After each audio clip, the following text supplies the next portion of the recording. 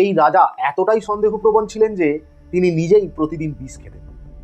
ইনি ছিলেন পন্টাসের রাজা মিথ্রিডাটিস ষষ্ঠ, ইতিহাসের সবচেয়ে অদ্ভুত এবং বিপজ্জনক শাসকদের মধ্যে একজন। একটা সময় ছিল যখন রাজাদের হত্যা করতে সবচেয়ে বেশি ব্যবহার হতো বিষ। তাই মিথ্রিডাটিস ভাবলেন প্রতিদিন অল্প অল্প করে বিষ খেলে তাঁর দেহই তো প্রতিরোধ শক্তি গড়ে তুলবে।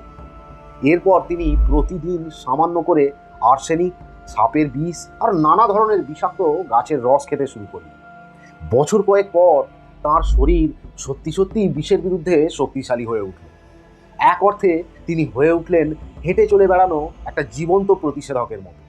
সবচেয়ে অবাক করা ঘটনা, রোমানরা যখন তাকে পরাজিত করেছিল তখন মিথ্রিডাটিস বিষ খেয়ে আত্মহত্যা করতে গিয়েছিল, কিন্তু শেষমেশ কিছুই হয়নি। তার দেহ তখন এতটাই অভ্যস্ত হয়ে গিয়েছিল যে বিষ তাকে আর মারতে পারেনি। শেষ পর্যন্ত এক সৈন্যকে তিনি আদেশ দিয়েছিলেন তাকে হত্যা করার জন্য। এই অদ্ভুত চর্চার নামই পরে ইতিহাসে পরিচিত হয় মিথ্রিডাটিজম হিসেবে, মানে অল্প অল্প করে বিষ খেয়ে প্রতিরোধ তৈরি করার কৌশল। পাগলাটে এক ধারণা থেকেই মিথ্রিডাটিস প্রমাণ করেছিলেন যে কখনো কখনো ভয়ঙ্কর বিপদের সঙ্গেও আমরা এক এক সময়ে বেঁচে থাকার জন্য অভ্যস্ত হয়ে পড়ি, যেটা আমরা টেরই পাই না। লাইক, সাবস্ক্রাইব অবশ্যই করুন।